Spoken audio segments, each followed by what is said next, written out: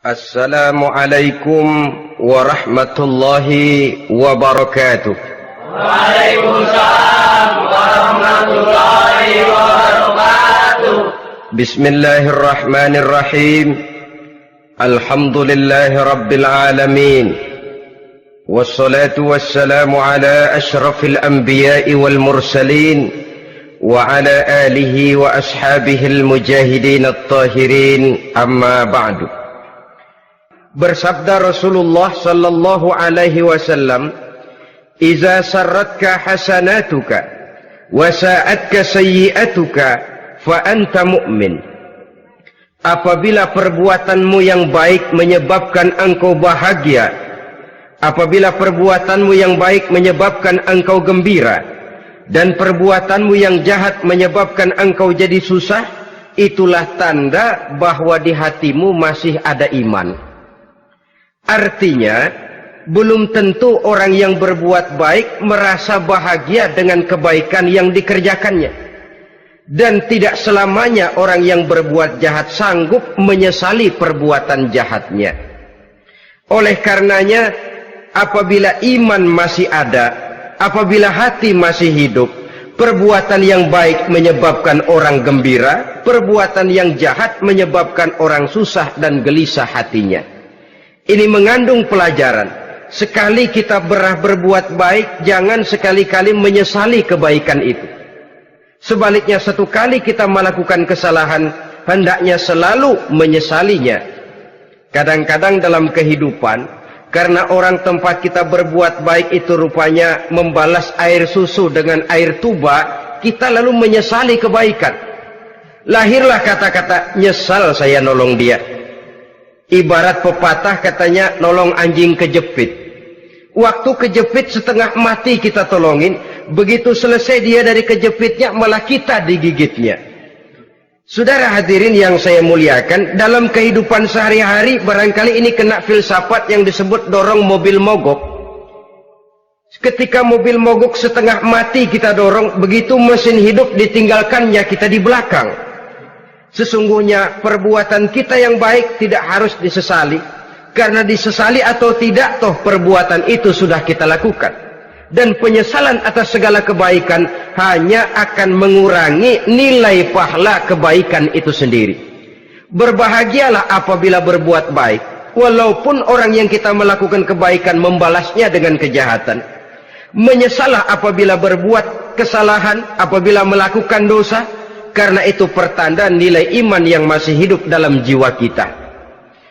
Saudara-saudara kaum muslimin yang berbahagia, jadi sungguh pun pahala dan dosa sesuatu yang abstrak, efeknya jelas dia mendatangkan kebahagiaan atau membawa kepada kegelisahan batin di dalam kehidupan manusia. Orang di zaman materialis kurang terangsang berbuat pahala dan terdorong melakukan dosa. Kenapa? Karena pahala tidak kelihatan, dosa tidak nampak. Kalau pahala kelihatan, barangkali nggak kuat kita mikul pahala. Kalau dosa benjol, umpama tiap bikin dosa palanya benjol, barangkali sudah nggak karu-karuan kepala kita. Baik pahala, baik dosa, sesuatu yang tidak nampak oleh pandangan mata zahir, tapi yang punya efek dalam kehidupan ini. Orang yang banyak pahalanya dengan orang yang banyak dosanya, kalau dia berjalan barangkali sulit kita membedakan. Tapi efeknya dalam kehidupan ini jelas adanya. Sesuatu yang bernama pahala kita perlukan, karena hidup tidak berhenti hingga di sini. Sesuatu yang bernama dosa harus kita hindarkan, karena ada kelanjutan sesudah hidup yang sekarang ini. Kehidupan dari satu pertanggungan jawab. Itu sebabnya Imam Ghazali dalam bahasa yang indah sekali berpesan, "Jaddidis safinah fa innal bahra amiq wa khuziz zad fa innas safara ba'id." Perbarui selalu kapalmu, rawat, jaga baik-baik, dandani kapalmu, fa innal bahra amiq, karena sesungguhnya lautan ini sangat dalam. Satu bahasa yang indah dari tamsil terhadap kehidupan. Perbaiki kapalmu karena lautan ini sangat dalam. Artinya, jaga baik-baik hatimu. pelihara iman dan keyakinanmu, karena hidup ini bagaikan gelombang lautan. Tempo-tempo air tenang, tempo-tempo ombak menggila dan menggunung. Jaga iman baik-baik karena hidup penuh dengan cobaan dan ujian. Itu maksudnya. Wa khuziz zad fa inna safara ba'id. Dan bawa bekal yang banyak karena perjalanan hidup ini sangat panjang. Perjalanan ini sangat jauh. Kita kalau pergi keluar kota tentu saja membawa bekal. Makin jauh kota yang akan kita tuju, makin banyak bekal yang harus kita bawa. Alangkah sengsaranya manusia apabila dia akan pergi ke satu kota yang jauh, modalnya cuma nekat. Bagaimana nanti di sana sajalah. Tidak membawa bekal sebagaimana yang sewajarnya. Hal yang semacam ini senangnya sih belum tentu, keblangsak dan susahnya sudah kebayang. Itu dalam kehidupan di dunia ini. Bagaimana kalau sudah bicara tentang kehidupan yang akan datang? Karena sesungguhnya hidup ini merupakan satu perjalanan yang sangat panjang. Sejak kita tinggal di alam arwah, pada saat jasad belum lagi diciptakan Allah, ruh sudah diciptakannya lebih dahulu. Sampai kemudian kita pindah ke alam rahim, alam kandungan ibu, untuk kemudian berpindah kepada kehidupan dunia. Dari dunia ini kita pindah ke alam barzakh. Di sana tinggal kita 100 tahun mungkin, 100.000 tahun mungkin, 1 juta tahun mungkin, menunggu saat datangnya kiamat. Lalu dari alam barzakh pindah kita ke alam akhirat. Satu perjalanan yang sangat panjang. Alangkah malangnya, alangkah sengsaranya jika tahu kita begitu panjangnya perjalanan hidup ini, tidak ada bekal yang kita bawa. Artinya kesengsaraan, kesulitan yang bertali-tali sudah jelas akan menimpa kita. Kalau pergi kita keluar kota membawa bekal uang, membawa bekal makanan, apa bekal yang mesti kita bawa? Apabila kita kembali ke alam barzakh, kembali ke alam kubur, berkumpul di padang mahsyar di akhirat nanti, nasi yang mau kita bawa, uang yang mau kita bawa, tentu tidak lagi. Karena kehidupan materialis selesai di atas liang lahat. Bila masuk kita ke liang lahat, disitulah pahala dan dosa memegang peranan yang sangat penting. Maka pada pertemuan malam ini kita akan bicara tentang pahala dan dosa itu. Saudara-saudara kaum muslimin rahimakumullah, yang dinamakan pahala, kata Imam Ali Al-Jurjani dalam kitab At-Ta'rifatnya, ma yastahiqqu bihi ar-rahmatu wal maghfiratu minallahi ta'ala. Sesuatu yang pelaksananya berhak untuk mendapat rahmah dan ampunan dari Allah.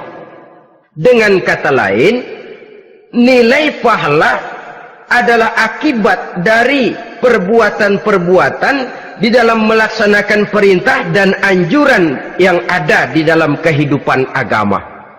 Apabila perintah dan anjuran kita laksanakan, nilai pahala itu lalu datang. Nah, nilai pahala dalam Islam menurut konsepsi Quran, Allah menjelaskan, man jaa bil hasanati falahu asyru amsalihha. Barang siapa yang datang membawa satu kebajikan, barang siapa yang melaksanakan satu kebaikan, maka dia akan mendapat balasan 10 kali dari kebaikan yang dikerjakannya. 10 kali ini pun masih dilipat gandakan dengan 7 ini pun masih dikalikan 100, dan itu pun masih ditambah dengan pernyataan wallahu yudha'ifu liman yasha. Allah masih akan melipat gandakan perbuatan baik seseorang yang dikehendakinya. Itulah nikmatnya dalam Islam. Tetapi sebaliknya, wa man jaa'a bisayyi'ati fala yujza illa mislaha. Barang siapa yang melakukan satu kejahatan, dia tidak akan mendapat balasan kecuali sesuai dengan kejahatan yang dikerjakannya. Alangkah rahman dan rahimnya Allah. Orang yang berbuat baik dibalas 10, dikali 7, dikali 100, masih dilipat gandakan pula. Tapi orang yang berbuat jahat tidak akan mendapat balasan kecuali sesuai dengan kejahatan yang dikerjakannya. Ini kan beda dengan sifat kita manusia. Kita ini kadang-kadang kalau dijitak membalasnya mukul. Tapi kalau orang berbuat baik kepada kita, kita enggan untuk berbuat baik kepada orang tadi. Allah tidak mengajarkan begitu. Satu kebaikan berbalas 10. Satu kejahatan berbalas dengan satu kejahatan. Maha Rahman dan Rahim Allah. Bahkan dalam Islam, niat berbuat baik saja mendapat pahala. Sedangkan niat berbuat jahat belum ditulis merupakan satu dosa sampai kejahatan itu dikerjakan oleh orang yang niat tadi. Umpamanya, saudara niat nanti malam giliran pengajian saya mau hadir di majelis taklim. Pas datang waktu malam hujan turun sangat lebat. Saudara berhalangan datang ke majelis taklim, saudara sudah mendapat pahala niat. Tapi saudara niat nanti malam kalau turun hujan, saya mau bongkar rumahnya si fulan, saya mau curi seluruh harta bendanya. Ternyata malam saudara tidak mengerjakan perbuatan itu belum ditulis dosa sampai perbuatan itu benar-benar dikerjakan. Tapi lalu jangan macam-macam. Kalau begitu niat aja yang baik, biar nggak usah dikerjain. Niat aja pengen ngaji walaupun tidak ada niatan untuk ngaji. Allah lebih tahu tentang apa yang terdetik di dalam hati sanubari kita. Itulah sebabnya sangat dianjurkan orang untuk melakukan segala macam kebajikan, dan dianjurkan orang menjauhkan segala macam bentuk kejahatan, karena dia akan berefek melahirkan dosa dan pahala. Dosa dan pahala itulah alat untuk memperoleh kebahagiaan di alam kubur, di padang mahsyar, sampai di akhirat nanti. Di dunia ini mungkin segalanya bisa kita beli dengan yang namanya uang. Keamanan kita bisa menyewa petugas untuk menjaga rumah kita. Kendaraan yang mewah bisa kita beli. Udara yang sejuk bisa kita ciptakan. Siapa banyak uang, dia raja. Mungkin itu di dunia. Tapi bisa apa uang kalau kita sudah masuk ke alam kubur? Bisakah munkar nakir kita sogok? Udah karkir, jangan nanya nih, cepet. Bisakah malaikat azab menyingkir dengan uang semir? Ternyata tidak. Untuk memperoleh kebahagiaan di sana, nilai pahala. Kesengsaraan akan kita dapat kalau kita banyak menumpuk dosa. Oleh karena itu jangan beranggapan pahala nggak kelihatan, dosa juga nggak kelihatan, biarin saja. Yang tidak kelihatan ini pada waktunya akan memegang peranan yang sangat penting. Tapi tidak cuma untuk menghadapi hidup di situ, kita lalu harus berbuat baik dan meninggalkan yang jahat. Terutama juga di dunia ini.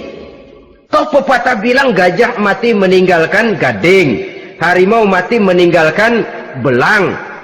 Apa yang akan kita tinggalkan setelah kita mati? Kita ingin jasad kita boleh hancur terkubur tanah, tapi nama kita ingin hidup terus, dikenang orang 100, 1000, bahkan 1.000.000 tahun yang akan datang. Ditulis orang dengan tinta emas dalam sejarah, tercatat kita sebagai orang baik-baik. Saudara-saudara kaum muslimin rahimakumullah. Lalu perbuatan apa yang bisa mendatangkan pahala itu? Saudara-saudara, semua perbuatan yang diperintah dan dianjurkan oleh Allah, yang dikerjakan dengan ikhlas hanya untuk mencapai ridho Allah, mendatangkan pahala. Kadang-kadang menurut pendapat kita remeh, tapi nilainya di sisi Allah besar. Itu pahala. Menghitung pahala itu hak prerogatif Allah. Perbuatan yang ringan Allah mau berikan ganjaran yang besar, itu urusan Allah. Misalnya, kata Nabi, la tahkiranna minal ma'rufi syai'an. Jangan kamu menganggap remeh perbuatan baik walaupun kecil. Jangan merasa sulit melakukan perbuatan yang mengandung pahala. Bertemu dengan teman, muka kita cerah, berpahala. menyingkirkan duri di jalanan berpahala, menolong orang yang sesat, memberitahu orang yang bertanya berpahala. Tidak sulit kalau kita mau. Yang diperintah dan dianjurkan oleh agama itu perbuatan yang mengandung nilai-nilai pahala. Masalahnya cuma tinggal mau atau tidak dan dikerjakan dengan ikhlas. Bertemu teman mukanya cerah, pahala. Menyingkirkan duri di jalanan, pahala. Sedekah, pahala. Tidak berupa perbuatan, bisa berupa ucapan. Misalnya bersolawat, pahala. Bertasbih dan bertahmid, pahala. Kata Nabi, kalimatani khafifatani 'alal lisan, saqilatani fil mizan. Ada dua kalimat yang enteng di lidah tapi berat di timbangan akhirat nanti. Apa itu? Subhanallah walhamdulillah. Itu kan amalan yang ringan, perbuatan yang mudah saja, tapi nilainya demikian besar dalam pandangan Allah. Jadi pendeknya, perbuatan yang bernilai pahala adalah perintah dan anjuran agama yang dilaksanakan dengan ikhlas semata-mata untuk mencapai ridho Allah, itu mengandung pahala. Niat dasarnya itu harus karena Allah, landasannya harus karena ikhlas. Bukan cuma sekedar basa-basi, tidak karena ingin dipuji orang, tidak karena mengharap tanda jasa, tapi ikhlas semata-mata. Dari perbuatan yang paling kecil dan mudah sekali sampai kepada amalan-amalan yang besar dan memerlukan biaya yang besar, seperti melaksanakan ibadah haji, seperti jihad fi sabilillah, membangun masjid, membangun pondok-pondok pesantren, membangun pusat-pusat kesehatan, membangun jalan-jalan umum, termasuk menjaga keamanan. Jangan dikira loh, siskamling umpamanya, menjaga keamanan kampung tidak berpahala. Kalau diniatkan ibadah, menjaga ketenangan warga supaya mereka tekun ibadah, ikhlas karena Allah, itu juga bernilai ibadah. Keluar kita dari rumah, pergi pagi, pulang sore, peras keringat, banting tulang cari nafkah buat menghidupi anak istri kita. Kalau diniatkan ibadah, melaksanakan kewajiban sebagai kepala rumah tangga, membantu orang tua sebagai anak, itu juga perbuatan-perbuatan yang mengandung pahala.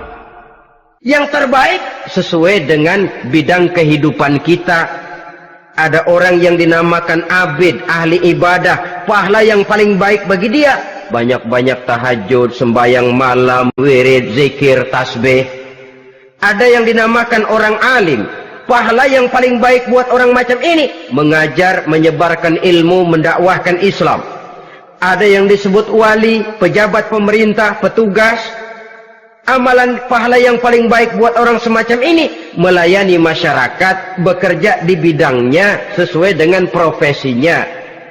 Saudara hadirin yang saya hormati, jadi dengan demikian perbuatan-perbuatan yang mengandung nilai-nilai pahala ini bisa perbuatan yang menurut kita kecil namun punya nilai besar. Apalagi perbuatan besar dengan biaya yang besar, tentu makin besar juga pahala yang disediakan oleh Allah Subhanahu wa ta'ala. Oleh karenanya, kalau kita bercermin dari ayat Quran, hidup ini kesempatan untuk berbuat baik. Huwallazi khalaqal mauta wal hayata liyabluwakum ayyukum ahsanu amala. Dialah Allah, Tuhan yang telah memberikan hidup dan mati kepadamu untuk menguji kamu, siapa di antara kamu yang paling baik amal perbuatannya. Jadi tidak saya rinci, tapi cukuplah satu penjelasan global. Perbuatan yang berpahala adalah perbuatan melaksanakan perintah Allah atau anjuran Allah dengan dasar ikhlas, dengan tujuan untuk mencapai ridho Allah semata-mata. Lalu apa perbuatan yang mengakibatkan dosa itu? Saudara-saudara, dosa lahir akibat melakukan larangan Allah atau mengerjakan yang dicelaknya. Nah, para ulama ada yang membagi dosa itu menjadi dua bagian. Ada dosa-dosa kecil, ada dosa-dosa besar. Tetapi sebenarnya ditinjau dari segi hakikatnya, kalau sudah melakukan satu kesalahan yang mengakibatkan dosa, jangan dilihat besar dan kecilnya, tapi kepada siapa dosa itu kita kerjakan. Sebab kalau dosa kita anggap satu yang kecil, orang akan terangsang untuk mengerjakan yang kecil-kecil saja. Sehingga dengan demikian, yang kecil pun akan menjadi besar kalau ditumpuk-tumpuk. Sedangkan yang besar bisa saja menjadi kecil kalau selalu diiringi dengan permohonan ampun kepada Allah. Itu sebabnya para ulama sufi, orang-orang tasawuf mengatakan, la saghair ma'al istimrar wala kabair ma'al istighfar. Tidak ada dosa yang kecil kalau dikerjakan terus-menerus, dan tidak ada dosa yang besar kalau digempur tiap saat dengan perbuatan istighfar atau memohon ampun kepada Allah Subhanahu wa taala.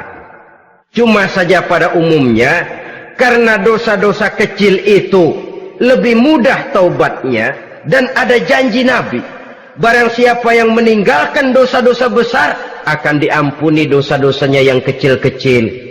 Oleh karena itu, pada kesempatan ini kita akan juga bicarakan apa saja yang termasuk klasifikasi dosa-dosa besar, dengan harapan kita bisa menjaga diri, menyelamatkan diri, jangan sampai terjatuh ke dalam dosa-dosa yang besar tadi.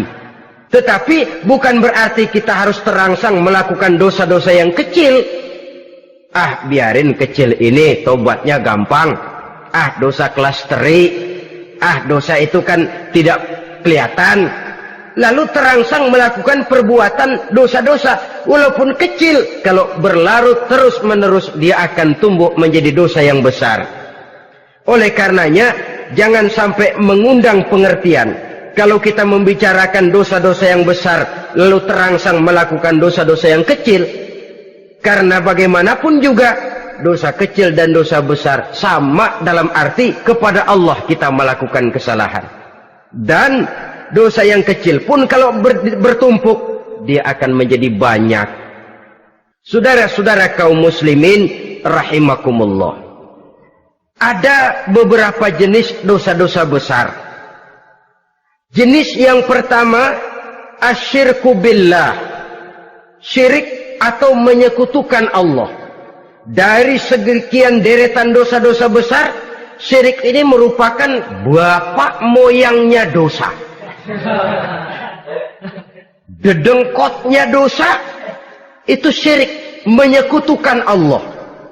Bahkan dosa yang lain Allah masih mau mengampuni, tapi kalau sudah syirik, menyekutukan Allah, itu sudah satu dosa yang tidak berampun sama sekali.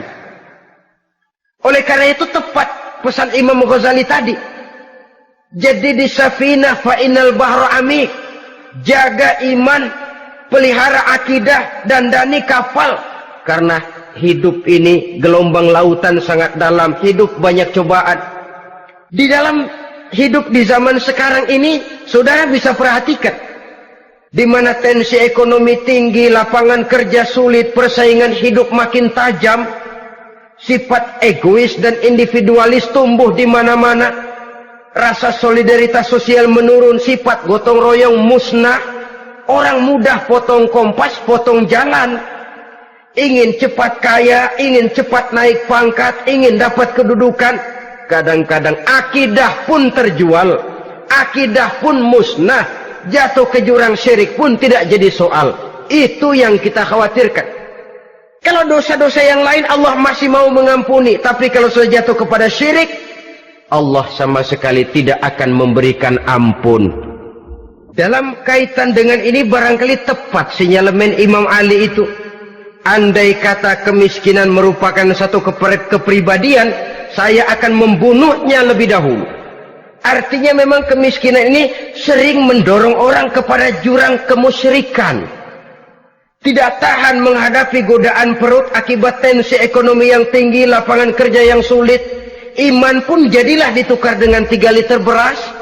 Akidah pun jadilah dibarter dengan 3 bungkus supermi, dengan pakaian bekas, dengan obat-obatan. Tidak jadi soal baginya mengejar kebahagiaan yang relatif singkat dengan mengorbankan kebahagiaan yang abadi. Persis ibarat pepatah, nyari jarum kampak hilang. Mencari sesuatu yang kecil, yang besar jadi sia-sia. Membela perut, mengorbankan akidah. Na'udzubillah summa na'udzubillah. Saudara-saudara kaum muslimin rahimakumullah. Ini fakta. Ini kenyataan. Dan hal semacam ini tidak bisa diatasi cuma dengan ceramah, simposium, diskusi, seminar. Apalagi Nabi berpesan, solahu ummati bil ilmi wal mal. Umatku hanya bisa menjadi baik akidahnya dengan ilmu dan harta. Itu bahasa Nabi. Kalau bahasa kita sekarang, dengan ekonomi dan pendidikan. Ilmu, pendidikan, ekonomi, harta. Tanpa itu sangat besar kemungkinan kita bisa menjual akidah terjerumus di lembah kemusyrikan.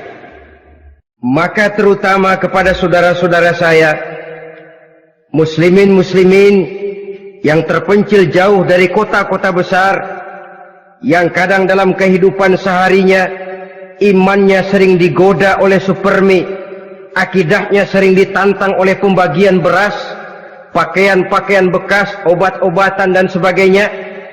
Jaga dan bentengi akidah kita.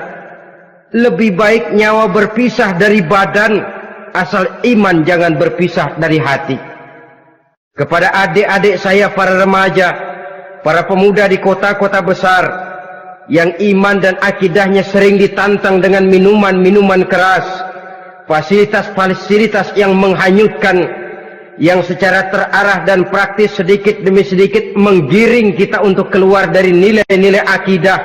Hati-hati, jaga baik-baik, sebab intan paling mahal, mutiara paling berharga, tidak lain nilai iman ini. Tergelincir kita daripadanya, jatuh ke lembah kemusyrikan, jatuh ke satu dosa yang teramat besar, yang Allah tidak akan pernah memberikan ampun lagi. Ini dosa besar yang pertama. Yang kedua, qatlun nafsi illa bilhaq, membunuh orang tanpa alasan yang benar. Di zaman kesulitan ekonomi kadang-kadang orang mudah nekat. Tengok saja, kadang-kadang karena pasal uang 100-200 perak saja nyawa bisa melayang. Kadang-kadang karena urusan yang remeh, salah omong, salah ambil, salah ucap, salah pegang, nyawa bisa jadi melayang. Alangkah murahnya nyawa, seakan-akan kita yang punya. Padahal nyawa itu hak milik Allah. Tidak pantas kita merampasnya, tidak pantas kita menghilangkannya dari jasad seseorang. Oleh karenanya, membunuh orang merupakan satu dosa yang sangat besar. Jangankan kepada orang yang seakidah, orang yang lain akidah saja pun, kalau dia hidup berdamai, rukun, berdampingan, kita harus melindungi. Apatah lagi teman seakidah sendiri. Saudara-saudara kaum muslimin rahimakumullah, pantas kalau Nabi menyatakan apabila dua orang Islam sudah saling berkelahi, berbunuh-bunuhan, al-qatil wal maqtul finnar, yang membunuh dan yang dibunuh dua-duanya sama-sama masuk neraka. Sahabat heran, ya Rasul, kalau yang membunuh masuk neraka sih wajar, tapi yang terbunuh kok neraka juga, kenapa? Kata Rasul, sebenarnya dia juga cuma sudah niat untuk membunuh, cuma keduluan saja. Andai kata dia tidak terbunuh, tentu dia yang akan membunuh. Saudara-saudara kaum muslimin rahimakumullah, Islam sesuai dengan namanya adalah agama damai. Kita tidak boleh mencari-cari musuh, walaupun tidak boleh lari kalau bertemu musuh. Oleh karenanya, pantang seorang muslim menimbulkan benih keonaran menjadi biang kerok buat lingkungannya. Sesuai dengan namanya, seorang muslim adalah seorang yang dalam hidup senantiasa berusaha menebarkan salam, menebarkan kedamaian, ketenangan dan ketentraman. Dengan prinsip musuh jangan dicari, bertemu pun jangan lari. Yang ketiga, termasuk dalam kelompok dosa besar ini, syurbul khamr, meminum minuman keras. Termasuk di dalam kata khamr ini ganja, morfin, narkotik. Sebab apa? Jenis minuman semacam itu tidak hanya merusak keadaan sekarang, tapi sekaligus merusak kehidupan yang akan datang. Kalau itu jatuh di tangan generasi muda, artinya kan merusak kehidupan masa depan daripada suatu bangsa. Karena apa? Remaja dan pemuda merupakan bentuk miniatur daripada kehidupan bangsa. Akan bagaimana warna umat Islam di Indonesia, bahkan akan bagaimana warna Indonesia 30, 40, 50 tahun yang akan datang, remaja sekarang jawabannya. Kalau remaja kita sekarang ini kerjanya cuma bisa nyekek botol, insya Allah bangsa Indonesia 30-40 tahun yang akan datang akan tumbuh menjadi bangsa teler. Tidak banyak yang bisa kita harapkan. Remaja adalah gambaran masa depan dari satu bangsa, dari satu umat. Dan remaja itu di dalam dirinya secara fitrah terkumpul semua bakat, terdapat semua kemungkinan. Kita ini lahir membawa sifat pemimpin, tapi juga membawa sifat pengacau. Kita ini ada bakat jadi orang jujur, ada bakat jadi pengkhianat. Kita ini ada bakat menjadi orang baik-baik, kita juga punya bakat jadi biang kerok. Kita kemungkinan bisa jadi pemimpin bangsa, tapi juga bisa menjadi pemimpin bangsat. Nanti lingkungan dan pendidikan akan menumbuhkan, membentuk mana yang tumbuh lebih subur. Kalau lingkungan dan pendidikannya lebih banyak bercerita tentang kejujuran, maka nilai kejujuran yang akan tumbuh lebih banyak dalam jiwanya. Dan insya Allah diharapkan dia akan menjadi manusia yang jujur di kelak kemudian hari nanti. Dan masalah minuman keras ini sebenarnya berkait. Kita tidak bisa cuma menyalahkan remaja saja, menyalahkan pemuda saja. Karena bagaimanapun masalahnya kompleks. Menghancurkan sesuatu tanpa melihat kausalnya, tanpa melihat sebab akibatnya, kan sama juga bohong.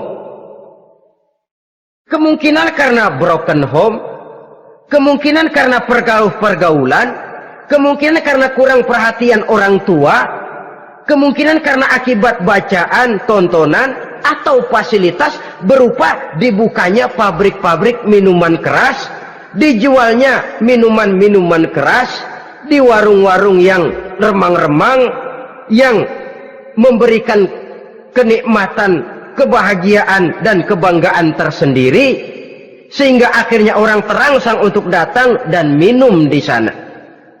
Pada dasarnya memang sepele, cuman minum, nggak ngerugiin orang lain kan? Iya, pada waktu minum.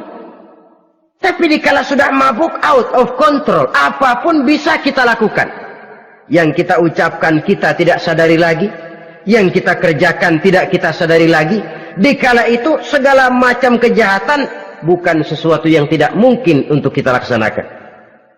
Nggak ngerugiin orang lain, memang pada saat mau minum. Tapi begitu minum, mabuk, kita bisa merugikan orang lain. Setidaknya merugikan diri sendiri. Pertumbuhan IQ menjadi lemah, semangat kehidupan hilang, gairah kerja menurun, kalau tidak ada sama sekali. Lalu apa yang bisa kita lakukan di dalam kehidupan? Dan akan lebih celaka kalau ini menimpa kehidupan generasi muda kita. Kadang-kadang yang ironi ya, kalau yang orang tuanya mampu barangkali masih tertolong, tapi yang orang tuanya kondisi ekonomi lemah masih kepengen teler juga. Orang tuanya nggak mampu masih pengen mabuk. Dari ganja, morfin nggak dapet, akhirnya kaleng cet diisepin. Yang penting kan bisa teler, mendatangkan satu kebahagiaan tersendiri. Itu sebabnya memang satu kejahatan menurut teori polisi ya hanya bisa terjadi karena faktor N dan K, niat dan kesempatan. Niat ada, kesempatan ada, jadi orang jahat. Kurang salah satunya, biasanya kejahatan terbendung. Niat ada, kesempatan tidak ada, sulit berbuat jahat. Kesempatan ada, niat tidak ada, tidak mungkin orang jahat. Tapi yang paling dominan sebenarnya niat. Kalau niat sudah kuat, kesempatan bisa dicari. kesempatan bisa diciptakan, biar hansip nongkrong ditungguin lengahnya. Iya, biarin jam 11 sampai jam 2 matanya melotot, jam 3 dia mulai ngulet ngempet. Nah, di saat itu saya masuk ke rumahnya. Kalau niat kuat, kesempatan bisa diciptakan. Dan kalau sudah niat, ini masalah hati. Kalau sudah masalah hati, menyangkut soal moral. Moral artinya sudah masuk kepada kehidupan agama. Saudara-saudara kaum muslimin rahimakumullah. Yang keempat yang termasuk jenis dosa besar, az-zina, perbuatan zina. Di zaman pergaulan bebas dengan prinsip free love, free sex ini, tengok sudah berapa banyak gadis-gadis bergelimpangan jadi korban. Berapa banyak bayi-bayi yang lahir ke dunia tanpa tahu kemana dia mesti memanggil bapak. Apakah deretan jumlah korban ini masih harus bertambah lagi? Paling tidak, biarlah yang sudah jadi korban, tapi jangan bertambah lagi hendaknya. Masing-masing kita berupaya menahan diri. Termasuk dalam kategori zina ini, yang merupakan cabang-cabangnya, liwat, homoseks, lesbian, masturbasi. Bahkan masturbasi itu termasuk jenis zina tangan, dan itu juga merupakan satu dosa. Di samping dosa juga merusak diri, karena bagaimanapun juga dia akan mengurangi kemampuan daya pikir seseorang. Maka agama memberikan jalan keluar. Pesan Nabi, ya ma'syara syabab, man istata'a minkumul ba'at falyatazawwaj. Hai para pemuda, kata Nabi, barang siapa di antara kamu yang sudah bisa ba'at, yang sudah mampu ba'at. Ba'at itu artinya memberikan nafkah, baik nafkah zahir maupun nafkah batin. Falyatazawwaj, maka hendaklah dia kawin. Jadi yang maksud ba'at ini ya nafkah zahir, ya nafkah batin. Kita kadang-kadang cuma bisa ngasih nafkah batin saja sudah merasa pokoknya kan saya sanggup untuk kawin, lalu kawin tanpa kehilangan, dengan kehilangan pertimbangan. Saudara-saudara, wa illam yastati, adapun kalau dia belum mampu, fa alaihi bisyam, hendaknya dia banyak puasa. Fa innahu lahu wija, karena puasa itu akan merupakan benteng jangan sampai orang memperturutkan hawa nafsunya. Andai kata puasa belum hobi, banyaklah olahraga para pemuda, para remaja. Karena dengan olahraga, pemikiran untuk memperturutkan hawa nafsu agak sedikit terkendali dan energi tersalurkan dalam bentuk yang positif. Pendeknya kreatif, banyak kegiatan. Ini pesan Imam Syafi'i tepat itu. Kata beliau, inni ra'aitu wuqufal ma'i yufsiduh in sala taba wa illam yajri lam yatib. Aku melihat air kalau diam rusak, tapi kalau dia mengalir jernih. Air kalau ngendap nggak ngalir, nyamuk nyarang di situ, bisa jadi sumber penyakit. Manusia hidup begitu. Kalau nggak punya kegiatan, nggak kreatif, kerjanya cuma ndelohom, ayam-ayam, akhirnya jadi ngerusak. Ngomongin orang, si ano ngapa, ano, kebangetan nggak ngapa-ngapain, orang aja dipontenin, orang diomongin, lahirlah namimah, lahirlah ghibah.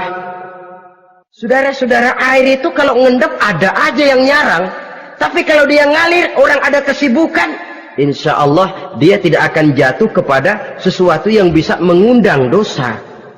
Isilah waktu dengan hal-hal yang bermanfaat, karena hidup ini singkat dan tidak berjalan mundur ke belakang, mundur hancur, berhenti diinjak orang. Sekali melangkah, jangan surut mundur ke belakang. Homoseks terlepas dari penyakit kejiwaan. Sekarang ini kan sudah ada persatuan kaum gay katanya, meminta perlakuan yang sama dan agar dibolehkan kawin sesama mereka. Secara manusiawi boleh, secara manusiawi kita hargai mereka, tapi dari kacamata agama ini jelas merupakan penyimpangan, dan penyimpangan merupakan suatu dosa terlepas dari pertimbangan manusiawi. Jangan karena terlalu memperturutkan suara manusiawi lalu kita mengesampingkan agama. Termasuk lesbian, wadon karo wadon. Kalau homo itu kan lanang karo lanang katanya. Saudara-saudara kaum muslimin rahimakumullah, ini bukan penyakit baru. Liwat, homoseks sudah dikenal dari zamannya Nabi Lut, laki dengan laki. Lesbian dari zaman istrinya Nabi Lut. Terlepas dari penyakit kejiwaan, dari segi agama ini merupakan penyimpangan dan merupakan dosa yang besar.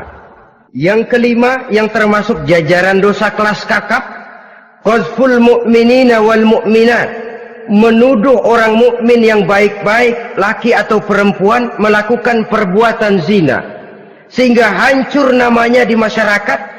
Ini merupakan satu perbuatan dosa yang sangat besar dan sangat dimurkai oleh Allah. Saudara-saudara kaum muslimin rahimakumullah, oleh sebab itu tentang masalah ini, kalau memang tidak ada saksi, jangan sembarang kita enteng lidah menuduh orang lain berbuat zina, menuduh orang lain berbuat serong. Dosanya kelewat besar di dalam kehidupan. Karena apa? Mencari harga diri itu berat, memelihara kehormatan diri jauh lebih berat. Satu kali orang dihancurkan namanya di masyarakat, dia akan terisolir jadinya. Oleh karenanya, berlindung kita kepada Allah, jangan sampailah dihinggapi oleh sifat ini. Karena sentimen kita kepada seseorang, karena hasad kita kepada seseorang, tidak senang melihat orang lain lebih maju, lalu lidah ini seenaknya saja mengucapkan kata, padahal sanksi dan resikonya sangat besar. Yang kita tuduh barangkali mendapat pahala dari Allah, kita sendiri yang menuduh tanpa saksi, tanpa alasan yang benar, mendapat dosa yang sangat besar. Saudara-saudara, memang kadang-kadang aneh dalam hidup ini. Seorang pelacur biasanya bisa menjaga mulutnya di masyarakat, kata-katanya baik, sopan. Kenapa? Karena mulut yang satu sudah tidak terjaga.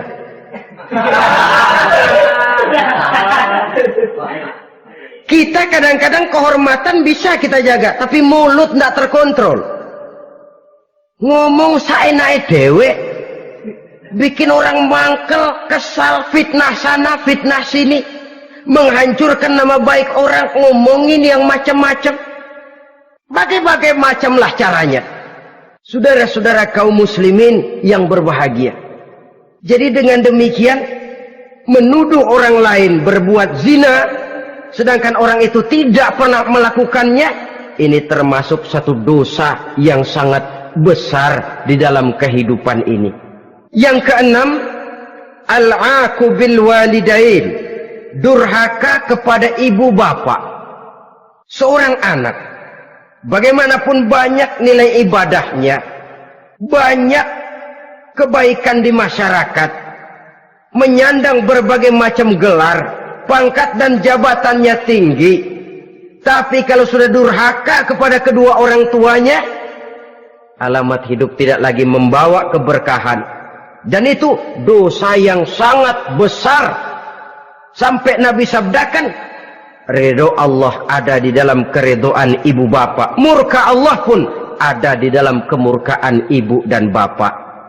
Walaupun belum tentu setiap kita orang tua, tapi yang jelas setiap kita adalah anak, dan setiap anak punya ibu dan bapak. Jangan sampai kacang lupa kepada kulitnya. Saudara-saudara kaum muslimin rahimakumullah, durhaka kepada ibu bapak merupakan perbuatan yang sangat dimurkai oleh Allah. Apalagi ibu yang telah melahirkan kita, bahkan mengandung kita. Begitu juga bapak yang telah berusaha peras keringat banting tulang untuk mengasuh membesarkan kita. Tidak ada perbuatan baik yang kita lakukan untuk bisa menebus kebaikan daripada ibu dan bapak kita. Setidaknya kalau belum bisa berbuat baik kepadanya, kepada keduanya, janganlah menyakiti hati keduanya. Itu saja dulu yang harus dijaga. Kadang-kadang sudah berbuat baik enggak, nyakitin melulu. Sudah nyenangin belum bisa, saban sehari nyakitin saja. Padahal kedua orang tua itu doanya manjur, sebagaimana sumpahnya juga bisa jadi kenyataan, dan sering bahkan menjadi kenyataan. Sampai ibu bapak sudah wafat, sudah meninggal sekalipun, kewajiban berbakti masih harus terus dilakukan oleh seorang anak. Lalu yang ketujuh, at-tawalli yaumaz zahfi, berpaling pada hari pertempuran. Orang sedang sibuk-sibuk menghadapi musuh, maksudnya berjuang membela agama ini, dia lari menyelamatkan diri. Pengecut, mental munafik. Ayo, kalau demi agama, mari kita maju ke depan. Allahu Akbar. Yang besar Allah, yang lain kecil semua. Maju. Orang lain maju serentak, dia mundur jauh ke belakang. Mental munafik, mental calo istilah sekarang ini. Oh, itu calo, mental calo. Tuhan gedek banget itu. Coba ya, calo itu paling sibuk nyuruh penumpang naik. Tapi sementara penumpang naik sampai ke tempat tujuan masing-masing, calonya nggak kemana-mana, diem aja di situ. Cuma orang aja disuruh naik. Saudara-saudara, kerja bakti, orang turun ke comberan, dia naik ke tempat tidur. Mundur di hari pertempuran, menyebabkan orang lain gugur, dia sendiri menyelamatkan diri. Mental pengecut, mental munafik, itu merupakan dosa yang sangat besar. Saudara-saudara kaum muslimin rahimakumullah, itu sebabnya agama itu memerlukan keberanian memang, tapi bukan keberanian yang tanpa perhitungan. Sebab berani tanpa berhitung namanya berani babi. Kita berani kalau benar, kita harus takut kalau salah. Jangan dibalik, salah berani, nekat namanya. Benar takut, pengecut namanya. Orang yang pengecut adalah orang yang takut membela kebenaran. Orang yang nekat sesungguhnya udah salah nggak malu lagi, udah salah nekat lagi, merasa rugi berbuat kebaikan, puas kalau berbuat kejahatan. Padahal Nabi pesan, siapa yang berbuat dosa sambil tertawa, nanti dia akan masuk neraka sambil menangis. Karena itu dipesan pula di dunia ini, sering-seringlah mencuci mukamu dengan air mata taubat, cuci lidahmu dengan zikir kepada Allah, bersihkan hatimu dengan air ikhlas. Saudara-saudara kaum muslimin rahimakumullah, kan ada toh orang berbuat baik nggak gembira, tapi berbuat jahat malah puas. Atau sama saja, orang lain berbuat baik hatinya kesel, orang lain berbuat jahat dia malah mendukung, atau orang lain tergelincir berbuat jahat dia malah girang. Ini kan tidak objektif, karena yang berbuat baik orang yang dia keselin dia nggak seneng, tetapi karena yang berbuat jahat orang yang dia senengin dibenerin juga. Itu nggak objektif namanya. Mundur di hari pertempuran pada saat saudara-saudara kita sedang menghadapi musuh, sikap pengecut yang sangat dibenci Allah. Yang kedelapan, termasuk kelompok dosa besar, aklu malil yatim, makan harta anak yatim. Kadang-kadang ada orang mengeksploitir loh nasib anak-anak yatim, karena biasanya para dermawan peka kalau mendengar nasib yatim, memberikan santunan. Si yatim belum makan, yang ngurusin udah pada kenyang. Mengeksploitir, memakan harta anak yatim termasuk dosa yang sangat besar. Sehingga Nabi pesan, ana wa kafilul yatim kahataini yaumal qiyamah. Aku dan orang yang menyantuni anak yatim seperti dua jari ini di hari kiamat. Rumah yang paling dimuliakan Allah adalah rumah yang di dalamnya ada anak yatim yang hidupnya dihormati, hidupnya disantuni, keperluannya dicukupi. Maaf saja, tahap kita menyantuni anak yatim ini baru tahap setahun sekali. Kalau Muharram kita agungkanlah, kita besarkan. Lebaran yatim katanya, kita kumpulkan dana, kita usap kepala yatim, kita kumpulkan beras, kita bagikan hari itu. Perkara bulan depan kelaparan, kita tutup kuping. Perkara bulan berikutnya dia kelaparan, kita masa bodoh. Bahwa di bulan Muharram kita santuni yatim piatu itu sudah baik, tapi akan lebih baik lagi kalau kita sanggup menjadi bapak asuh mereka, memikirkan sekolah mereka, ada kontinuitas. Kalau mereka diasuh oleh orang lain, lalu bertukar agamanya, berpindah akidahnya, kita ngomel habis-habisan. Tapi kita ada kemampuan, kita tidak mau berbuat semacam itu.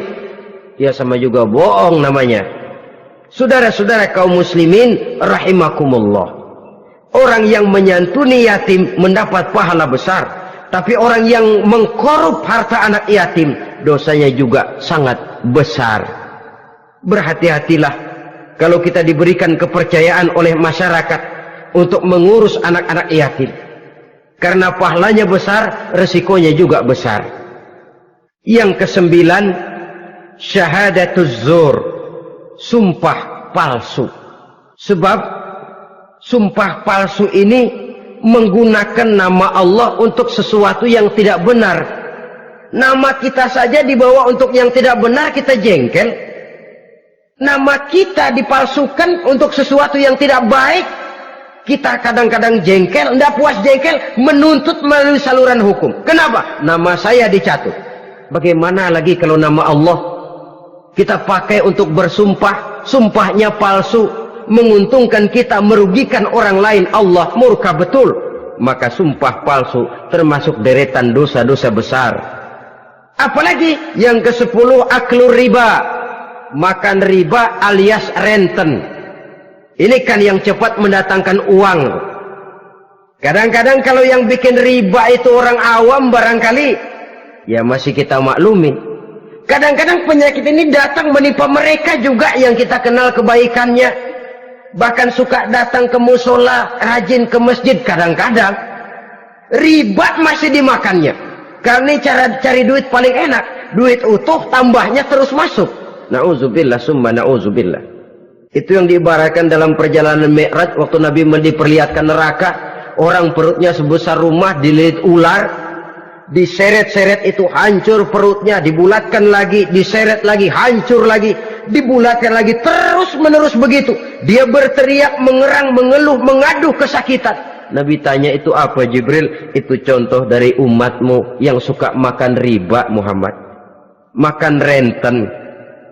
Saudara-saudara, ini kan mencekik leher orang. Orang sedang kesulitan, kelihatannya si baik, menolong, tapi di belakang menolong itu nyekek. Di belakang nolong itu nyekek, dan nyekek itu sebenarnya tujuan utamanya. Orang yang menjalankan riba pada dasarnya tidak punya perikma kemanusiaan kok. Kalau dia kelihatannya mau menolong, kelihatannya motifnya mencari untung di belakang itu. Jauh dari kemanusiaan. Yang ke-11, saudara-saudara, termasuk jajaran dosa besar itu qat'ur rahim, memutuskan silaturahmi. Marah, hobi sama marah.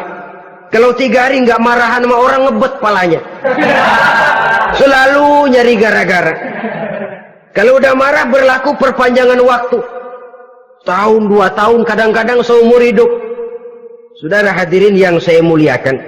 Apalagi mengurangi timbangan termasuk kelas dosa besar. Makan suap termasuk dosa besar. Semir menyemir dosa besar. Apalagi bunuh diri. Nah ini, bunuh diri dosa besar.